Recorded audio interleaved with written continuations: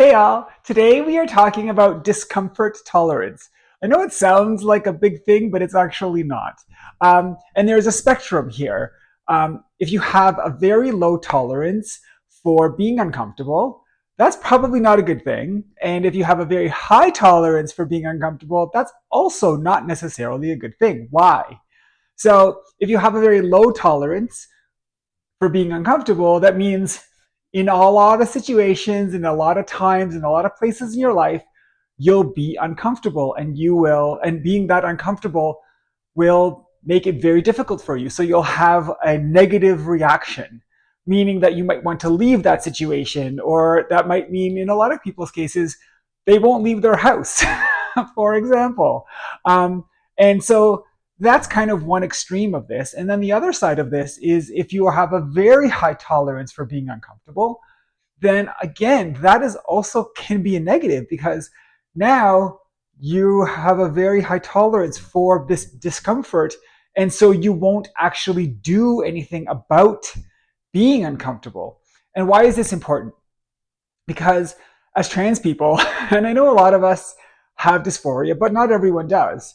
And at the beginning of your transition, for example, you probably will notice that you have, or maybe what started the transition in the first place was this discomfort, and it was above your tolerance range.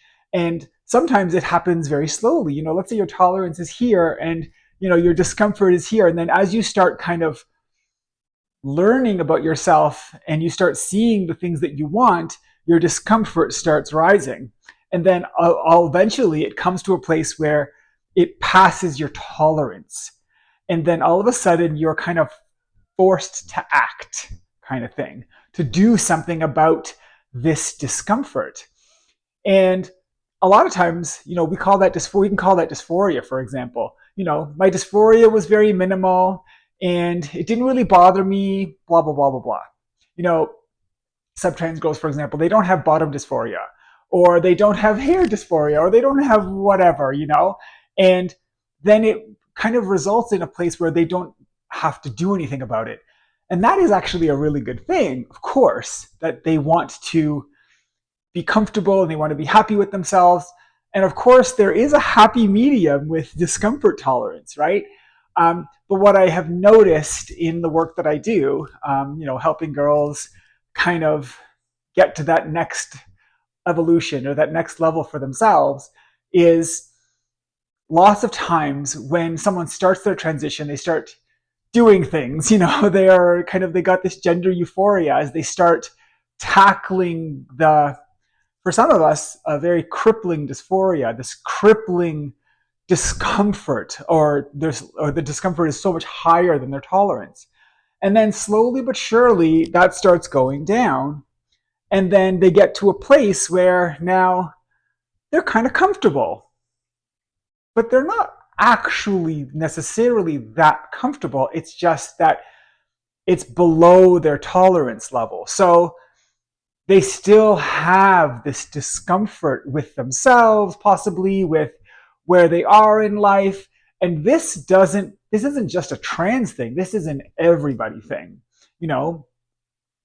I'm in this dead end job and I don't really want to go and spend the energy upgrading my education or getting new skills or, applying for that job that I actually want, because my discomfort is, although it's there, it's tolerable. And so they end up staying in that dead end job for years, longer than they actually wanted to, until possibly that discomfort rises above their tolerance for it. And so, why is this kind of a thing that I'm talking about? It's because, of course, everyone's got a certain level of discomfort with everything. My life is not perfect. And that's okay to be, to have a little bit of that. And I'm very comfortable with who I am and blah, blah, blah, and all of this stuff. And I have a great relationship and I love what I do and all of these things. But what I have noticed is that in a lot of trans girls, as their discomfort goes down to this place just below their tolerance for it, they kind of, their desire or their drive to push themselves to the thing that they actually want becomes just under actual action. Or they put forth a minimal amount of action and then they don't get the results and then they give up. And so this cycle of having the discomfort ever so slightly above the tolerance, and then you do something about it and it goes ever below, and then it keeps going up and down, up and down, up and down, kind of keeping people in this forever loop of action, inaction, but not actually putting forth the full effort into themselves, into the thing that they actually want. And then they end up in this place I call happyish, where they're not happy, but they're not also that unhappy. They're just kind of in this place where it's almost like, melancholy of the infinite sadness. I love that song. And so it's kind of like this place where you're not really in a place that you want to be, but you don't have enough drive to get you to that place. And so this becomes where I really want to step in and go like, okay, when dysphoria or your discomfort was higher than your tolerance, you used that as motivation to get the job done, right? But now it's fallen below and you're just in this loop. But now is the time to switch the motivator. The motivator now isn't my discomfort or that my discomfort is above my tolerance because now it's a little bit below. But now it's time to switch the motivator to something else. And that something else is the good side of it, not just the bad side, not just minimizing the pain, not just minimizing the discomfort, but it's actually looking towards the hope and the possibility and what else is out there, you know? And so that can become the next motivator. And of course, doing so decreases the discomfort even further. So you're actually leaving that happy-ish place, and now you're stepping into a more overall joy and happiness and comfort with your body and comfort with, the place that you have in your life, be that professional, in your transition, relationships, or otherwise. And so I guess the real thing here is to not use discomfort as the main motivator to act, because eventually it will stop working, right?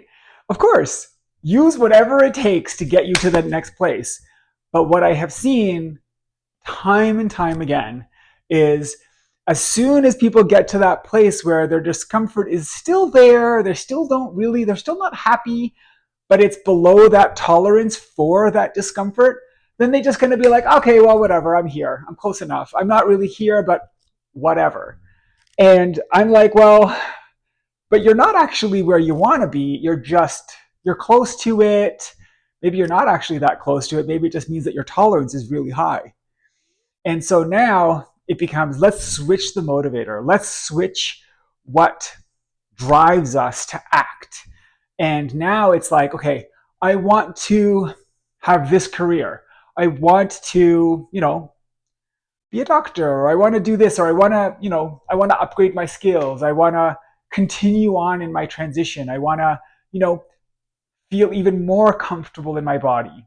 And of course, as trans people, we're always, especially with myself, I always was looking for that internal peace. And now I've kind of got it, like I'm in that place where I'm really happy with where I am in life. And I don't use my discomfort to push me anymore. Now I'm like, what's next for me? What's next? What's the next thing that I want to accomplish? And what's the next evolution of Victoria that is going to get me to that next level?